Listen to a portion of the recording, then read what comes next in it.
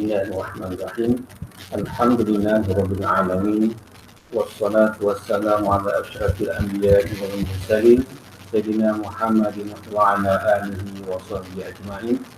Rabbi shrah li sadri wa yassir li amri wahlul 'uqdatam min lisani yafqahu qawli. Rabbi yassir wa la tu'assir wa bitammin bil khair.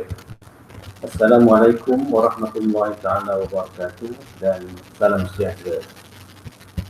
Dahulu saya mengadu-adukan keadaan tuan-tuan dan puan-puan untuk mengikuti bengkel penerbitan inovasi pendidikan dalam pendidikan bersama-sama dengan saya. Untuk bengkel ini iaitu Dr. Nur Asia binti Abdullah dan juga Puan Mahawa binti Kidus.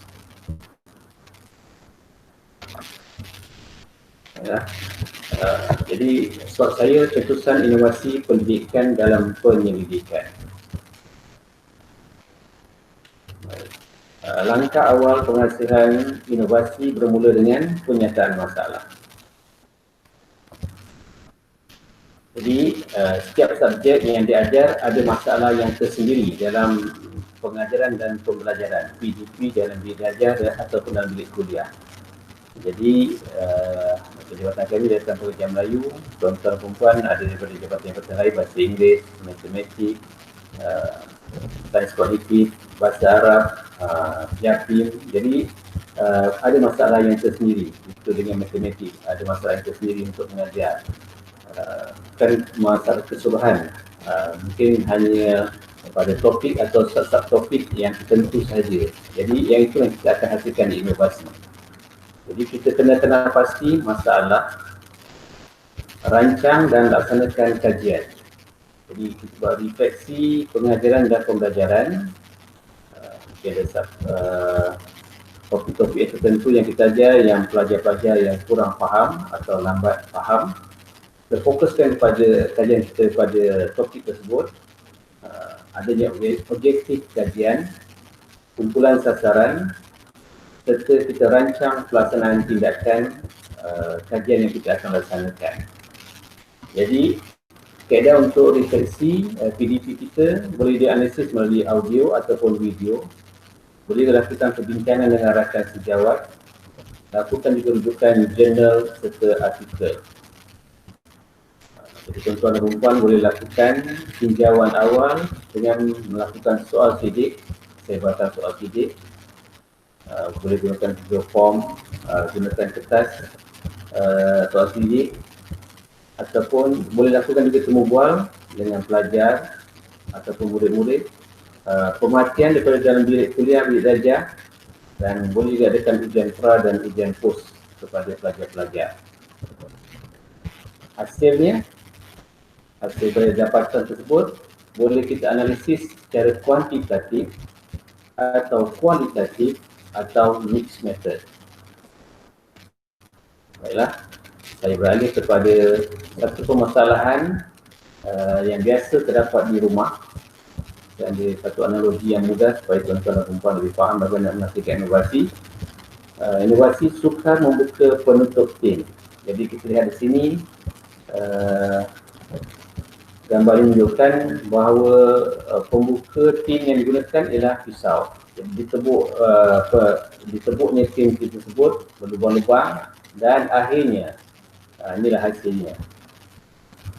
Jadi pembuka tin apabila dibuka keadaannya sedemikian, dan kalau tuan-tuan dan perempuan silap pegang boleh terluka jari. Jadi beberapa inovasi dihasilkan untuk menyelesaikan masalah membuka penutup tin. Ada yang gunakan jenis penebuk. Jadi itulah pelbagai bentuk pembuka tin. Yang ini yang ada tin bawah ada ni, saya tak pernah lihat lagi. Tapi kalau boleh rajah dia yang ditunjukkan sini, bila dipusingkan, pembuka tin tersebut terbuka dengan cantiknya, tanpa ada gerigi-gerigi yang tajam yang boleh melukakan tangan.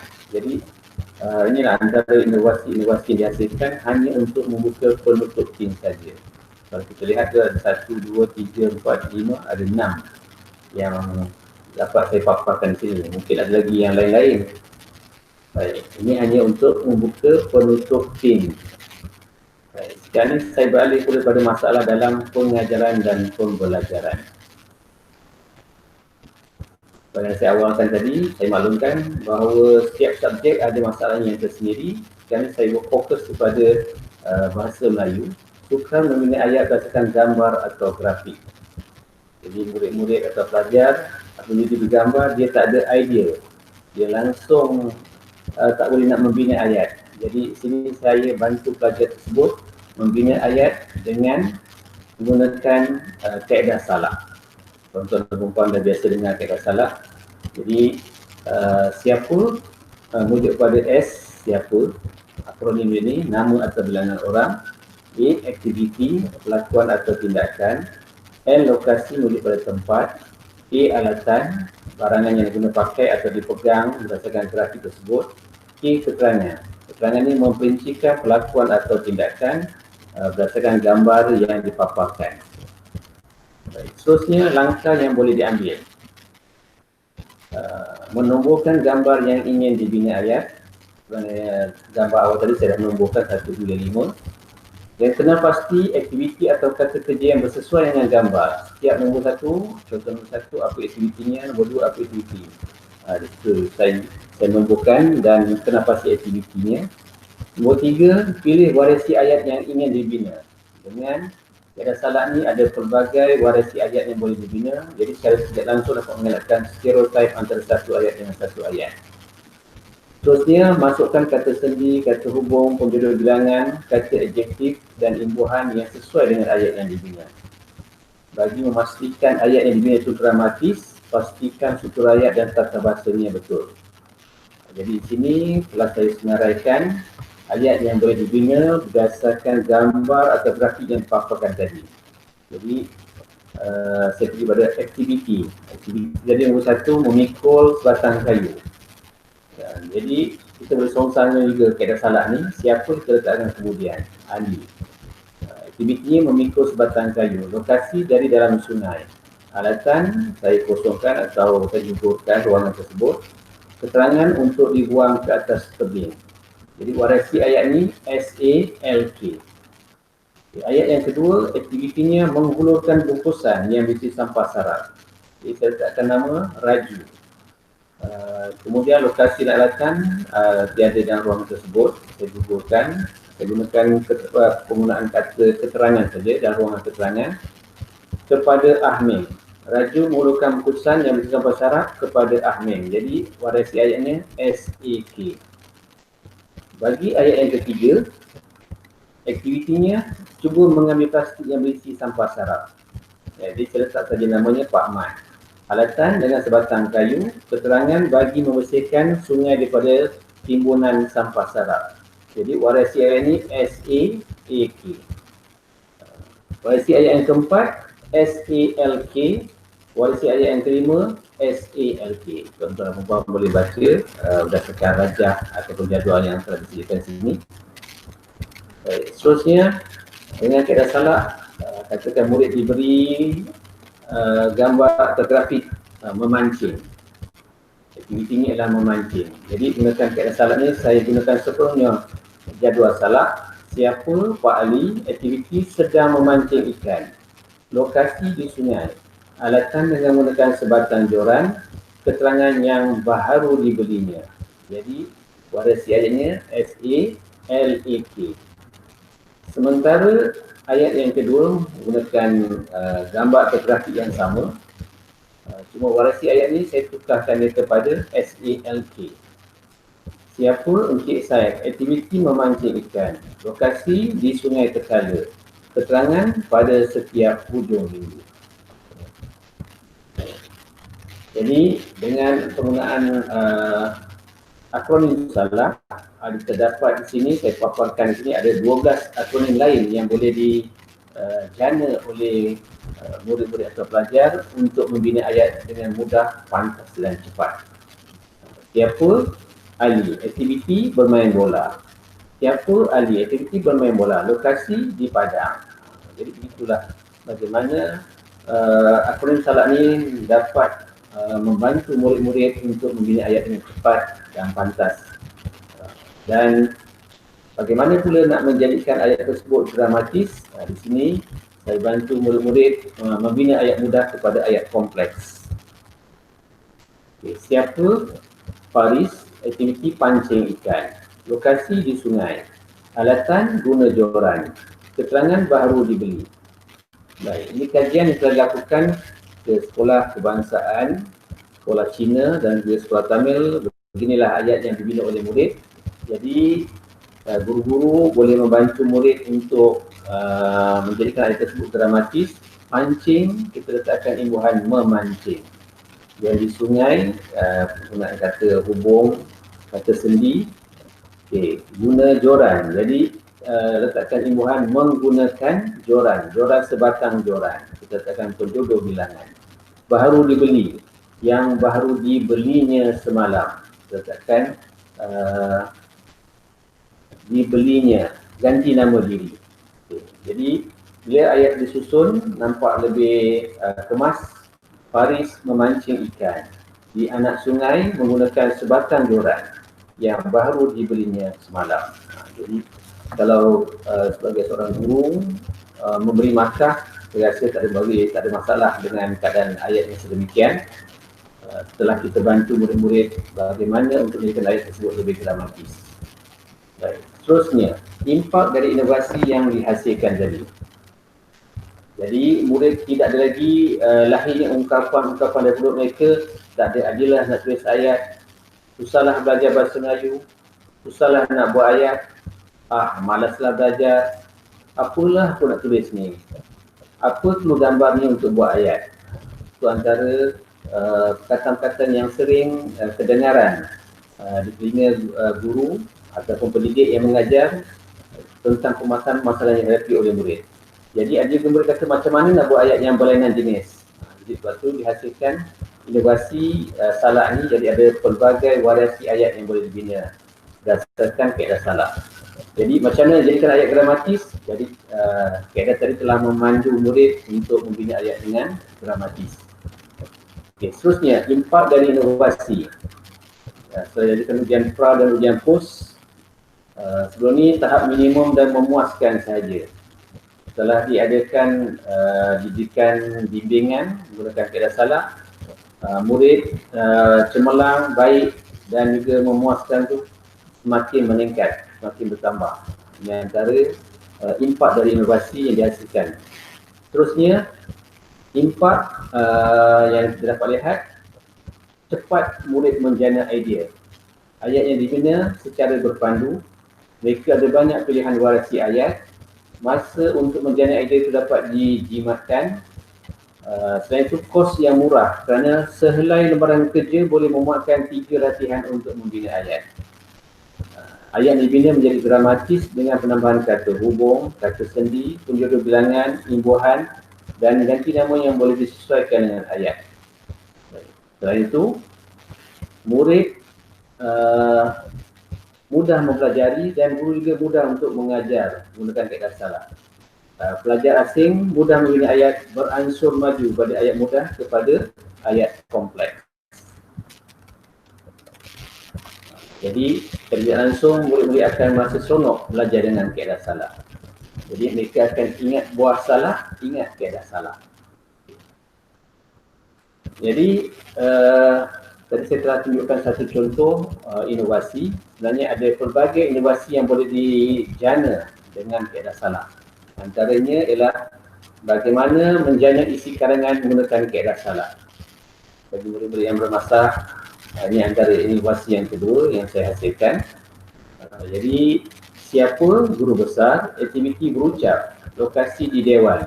Alatan saya gugurkan atau tiada saya gunakan pakai di sini. Keterangan mengalu-alukan kerana ibu bapa untuk mesyuarat agung PIBG kali ke-20. Turut hadir PPD Hulu Langat. Dengan kosakata yang sedikit, saya masukkan dalam satu perenggan yang saya warnakan merah itu ialah kosakata yang kedapatan daripada jadual salah. Jadi murid-murid dipandu bagaimana untuk menambahkan kosakata menjadi rangkaian kata dan seterusnya menjadi satu perenggan. Contoh sini Dewan Al-Farabi. Mungkin boleh tukar nama dewan lain. Dewan Al-Farabi telah mula dipenuhi para ibu bapa untuk mesyuarat agung PIBG.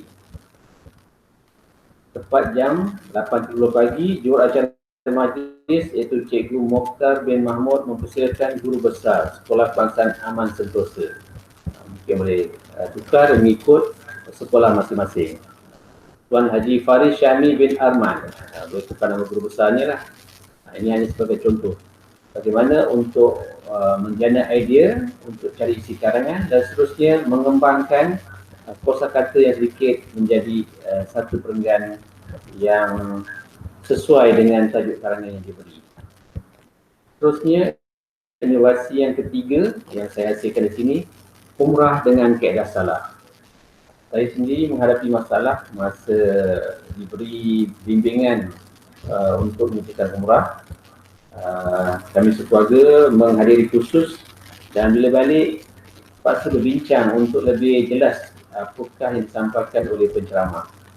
Jadi setelah pergi umrah dan saya kembali semula ke tanah air dan saya lihat bahawa kaedah salat ni boleh dikembangkan kepada pengkhusus umrah untuk memberi bimbingan kepada jemaah umrah. Boleh lihat di sini saya ambil satu contoh rukun umrah. Siapa jemaah umrah? Aktiviti berniat umrah. Okey, berniat ihram di mana? Di Bir Ali jika berada di Madinah ataupun di Kanu Manazir dalam kapal terbang jika dari tanah air. Alatan pakaian ihram. Keterangan rukun umrah yang pertama. Jadi rukun umrah ni ada 5. Niat, tawaf, sa'i, bercukur atau gunting, tertib. Jadi dengan kaedah salat ni saya terangkan secara sekaligus 5 dalam 1. Siapa jemaah umrah? Aktiviti tawaf. Lokasinya di Kaabah, iaitu di luar kawasan Kaabah dan dalam kawasan Masjid Haram. Alatan dalam keadaan berpakaian ihram merupakan rukun umrah yang kedua. Okay, seterusnya rukun umrah yang ketiga melakukan sa'i dari Bukit Safa ke Bukit Marwah dalam keadaan berpakaian ihram merupakan rukun umrah yang ketiga. Okay, jemaah umrah bercukur atau bergunting di Bukit Marwah ataupun di mana-mana lokasi di Mekah menggunakan pisau cukur atau gunting. Pisau cukur bagi yang tidak berambut atau senang kita kepala botak dia hanya melalukan pisau cukur saja. Tapi kalau menggunting rambut sekurang-kurangnya 3 helai dan sepanjang seruas jari. Itu merupakan rukun umrah yang keempat. Setelah bergunting ataupun bercukur, maka telah selesai tahallul dan terlepaslah daripada 13 larangan yang dikenakan ke atas jemaah umrah. Okay, seterusnya rukun yang kelima tertib, iaitu mengikut urutan rukun umrah, dan ini merupakan rukun umrah yang kelima. Dan mengajar kaedah salat ni boleh disongsangkan juga. Kalau katakan ustaz atau ustazah yang mengajar dalam bilik darjah, boleh tanya kepada pelajar-pelajar, rukun umrah pertama apa dia? Jadi aktivitinya lah berniat. Lokasi di mana? Di Bir Ali jika dari Madinah, ataupun di Kanu Manazir jika dalam kapal terbang, di Kanu Manazir dalam kapal terbang jika dari tanah air. Jadi kaedah salat ni boleh diajar secara songsang kepada murid-murid dan ini antara kelebihan penggunaan kaedah salat. Baik, seterusnya tuan-tuan dan puan-puan, penulisan inovasi pendidikan untuk penerbitan. Perincian format penulisan akan diterangkan oleh Dr. Nurasia binti Abdullah. Sementara jangka masa penulisan dan penerbitan pula yang akan ditulis oleh tuan-tuan dan perempuan nanti itu akan dibimbing oleh Puan Mahawa binti Firdaus. Jadi insyaAllah semoga perkongsian ini memberi manfaat untuk penerbitan inovasi pendidikan dalam pendidikan bagi tahun 2020 dan menjadi harapan kami agar bengkel ini dapat membantu tuan-tuan dan puan-puan menghasilkan penulisan mengikut catatan yang kami sediakan.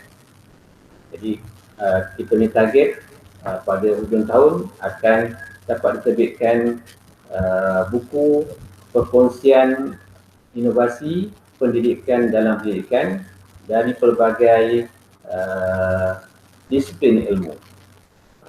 Ada, kalau masa jabatan kami, dia pengajian Melayu, bahasa Inggeris, jadi ada matematik, sains kognitif, bahasa Arab, Japin, dan sebagainya. Jadi mudah-mudahan dengan perkongsian ini dapat kita hasilkan penerbitan inovasi yang pelbagai disiplin ilmu yang boleh menjadi tatapan umum pelajar-pelajar kita dan juga pihak luar. Dan mudah-mudahan perkongsian ini memberi manfaat kepada tuan-tuan dan puan-puan, dan saya sudahi dengan wabillahi taufiq wal hidayah. Wassalamualaikum warahmatullahi taala wabarakatuh. Dan selamat mengikuti khusus yang seterusnya yang akan disampaikan oleh Dr. Nur Asia dan juga Puan Mahur. Sekian, terima kasih.